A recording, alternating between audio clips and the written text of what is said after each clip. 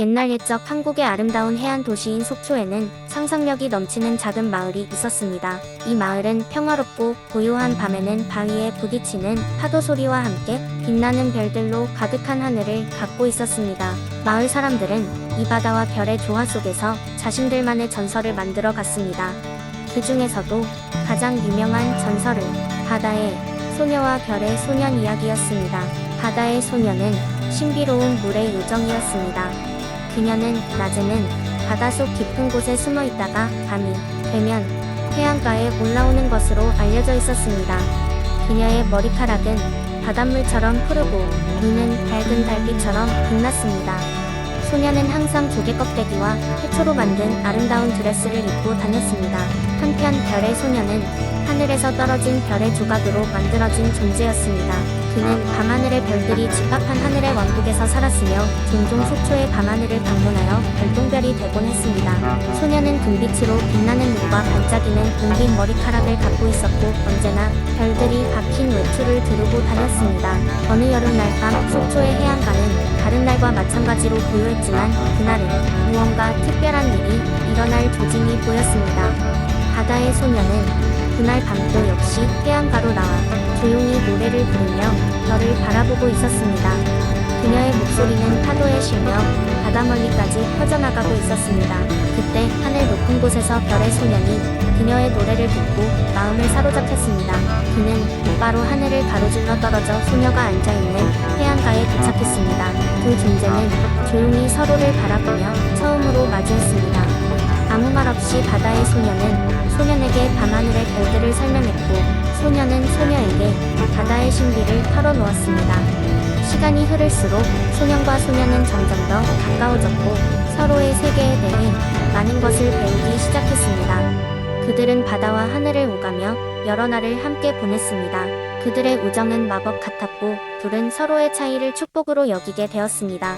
그러나 시간은 무정했고 계속해서 흘러갔습니다. 그러던 어느 날 별의 왕국에서 소년을 부르기 시작했습니다. 그의 원래 자리로 돌아가야 할 시간이 다가왔다는 것을 의미했습니다. 소년은 슬펐지만 자신의 의무를 거부할 수 없었습니다. 마지막으로 바다의 소녀와 시간을 보내고 싶었던 그는 그녀에게 곧 떠나야 한다는 이야기를 했습니다. 소녀는 마음이 아팠지만 그가 이해했습니다. 소녀는 정성 들여 모은 조개 껍데기로 만든 작은 목걸이를 소년의 목에 걸어주며 자신을 기억해달라고 부탁했습니다. 별의 소녀는 눈물을 흘리며 하늘로 돌아갔고 그날 밤엔 별똥별이 유난히 많았습니다. 소년과 소녀가 함께한 시간은 끝났지만 속초의 사람들은 여전히 그 이야기를 기억하고 있었습니다. 그 후로 어느 날 밤마다 바다의 소녀는 해안가에 나와 노래를 부르고 별의 소녀는 하늘에서 가장 빛나는 별이 되어 그녀를 지켜보았습니다.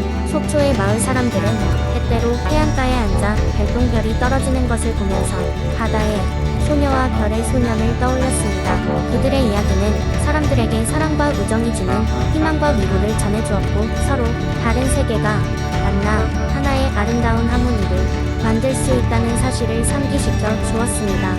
두 번째 이야기. 옛날 옛적 고요하고 아름다운 전주에는 마음이 따뜻한 백성이 살고 있었습니다.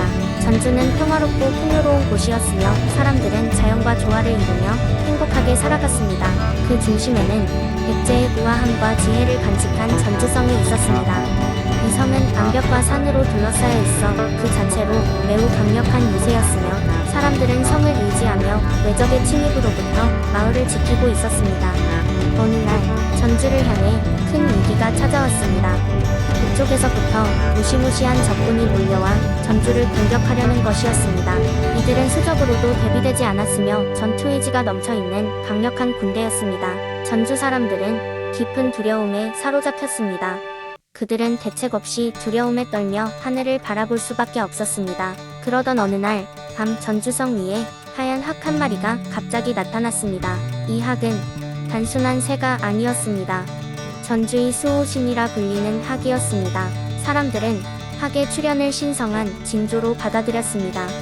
그 학은 하늘 높이 날아올라 마치 사람들에게 희망과 용기를 주는 듯 했습니다. 학의 날개짓은 하늘을 가르며 은빛 달빛 아래에서 더욱 빛났습니다.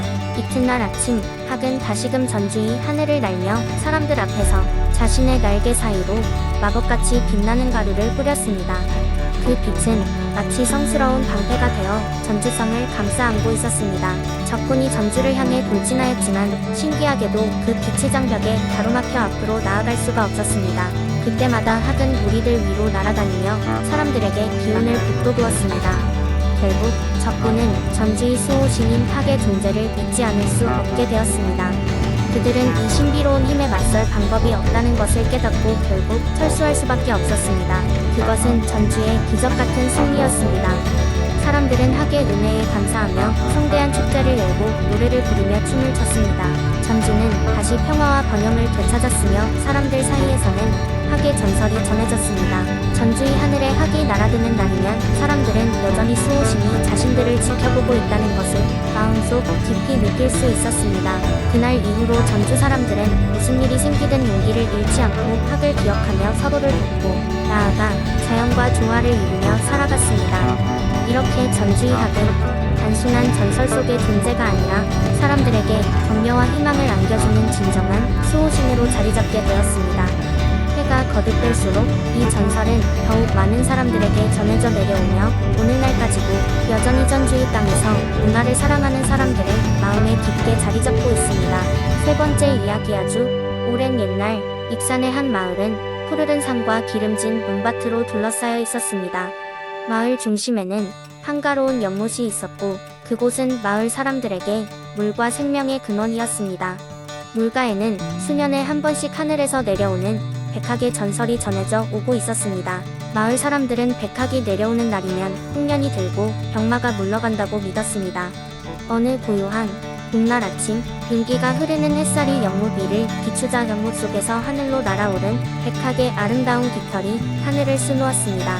백학의 날아오름은 마을 사람들에게 크나큰 기쁨이었으며 그들은 매년 백학의 귀환을 축제로 축하했습니다. 축제는 신성한 연못에서 시작되어 마을 전역으로 퍼져나갔으며 사람들은 서로의 건강과 행복을 기원하며 즐거운 시간을 보냈습니다.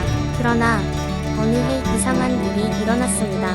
연못의 물이 그 어느 때보다 무겁게 가라앉아 흐르는 물이 전부 사라져버리고 말았습니다.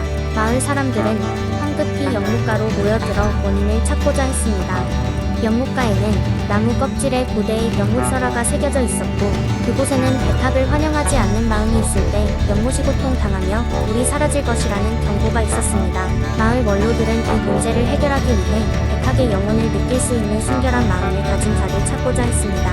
그 소문은 점점 마을을 넘어 인근 마을까지 퍼졌습니다. 그때 마을의 가장 어린 아이인 소녀 아린이 나타났습니다. 그녀는 누구보다 순수한 마음을 갖고 있었고 백학에게 전해질 메시지를 전달하고자 했습니다. 아린은 연못가로 뛰어가 연못 가장자리에 서서 조심스럽게 노래를 부르며 백학이 다시 돌아와 주길 간절히 기도했습니다. 눈물에 젖은 그녀의 노래는 바람을 타고 멀리 퍼져나갔고 그 소리가 하늘까지 닿자 백학은 고운 날개를 펴고 그녀 앞에 나타나게 되었습니다. 백학은 아린의 순수한 마음에 감동하여 마법의 깃털을 그녀에게 선물로 주었습니다. 그 깃털은 연못의 물을 다시 맑고 투명하게 만들기 위한 것이었습니다. 아린은 그 깃털을 연못에 던졌고 다시금 연못의 물이 차오르기 시작했습니다. 마을은 다시 전과 같은 평화를 되찾았고 사람들은 아린을 축복하며 감사했습니다. 그리고 백학의 전설은 익산의 마을과 연못을 지키는 신성한 이야기로 이어졌습니다. 사람들은 매년 그 연못을 찾아 백학을 기리며 정갈한 마음을 회복하고 자연에 대한 경외와 사랑을 다시 한번 배우게 되었습니다. 백학의 전설은 익산 마을에 오랜 동안 평화와 번영을 가져다주는 귀한 이야기가 되어 지금도 마을 사람들 사이에서 조용히 전해오고 있습니다. 네 번째 이야기. 옛날 옛적 아름다운 바다로 둘러싸인 남해의 보물섬 완도가 있었습니다. 이 지역은 푸른 바다와 풍부한 자연의 은혜로 유명했고 특히 해풍과 소금이 빚어내는 독특한 풍경이 많은 방문객들을 끌어들이곤 했습니다. 완도에는 바람의 할머니라 불리는 전설적인 존재가 있었습니다. 그녀는 바람의 신이라 여겨졌고 바람을 부리며 사람들에게 자연의 조화와 삶의 지혜를 전해주는 인물로 사람들 사이에서 숭배받았습니다. 완도의 마을 어귀에는 늘 소금밭이 반짝였습니다. 그 소금은 별의 소금이라 불렸는데 그 이유는 바로 바람의 할머니가 주관하는 신비한 바람 덕분이었습니다. 매년 소금 수확이 시작되면 할머니는 바람을 타고 내려와 소금밭 위를 날아다니며 마법의 주문을 외웠습니다. 그러면 순식간에 소금은 별처럼 반짝이는 광채를 띠며 누구도 흉내낼 수 없는 특별한 맛을 내곤 했습니다. 이러한 별의 소금은 특별한 피로를 풀어주고 사람들에게 건강과 행복을 선사한다는 이야기가 입에서 입으로 전해졌습니다. 인근 많은 사람들이 이 별의 소금을 얻기 위해 완도를 방문하였고 이에 따라 완도는 번영을 누리게 되었습니다. 하지만 어느 해 추운 겨울 가을에는 불청객이 들이닥쳤습니다. 그는 먼 북쪽 땅에서 온 검은 바람의 상인으로 자신이 가진 소리 없는 바람으로 완도의 바람을 멈추고 별의 소금의 비밀을 훔치려 했습니다. 검은 바람의 상인은 비밀을 얻기 위해 완도의 풍경과 사람들을 감시하며 서서히 음모를 꾸미기 시작했습니다. 그러던 중 바람의 할머니는 이 사실을 알아차렸습니다. 그녀는 상인을 막을 방도를 찾아야 한다고 생각했습니다. 할머니는 마을 사람들과 협력하여 고심 끝에 계략을 꾸며냈습니다.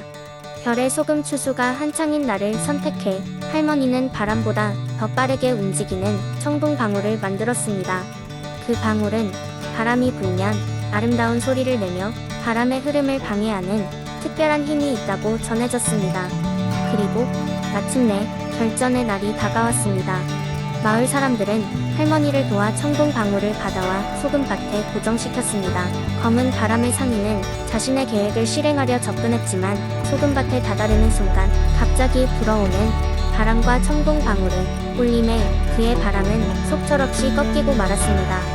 그 소리는 상인을 사냥하듯 바다로 내몰았고 그는 두 번 다시 완도를 넘보지 않겠다고 맹세하며 물러났습니다. 그날 이후로 바람의 할머니와 완도의 사람들은 더욱 돈독해졌고 서로 믿으며 살게 되었습니다.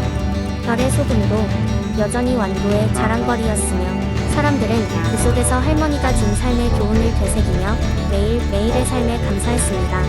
완도는 그 후로도 풍족하고 행복한 나날을 보내며 전설로 전해지게 되었습니다. 바람과 자연의 조화 속에서 여전히 빛나는 소금, 그리고 숨어있는 그 속의 기적은 계속해서 완도의 이야기를 새롭게 써 내려가고 있었습니다.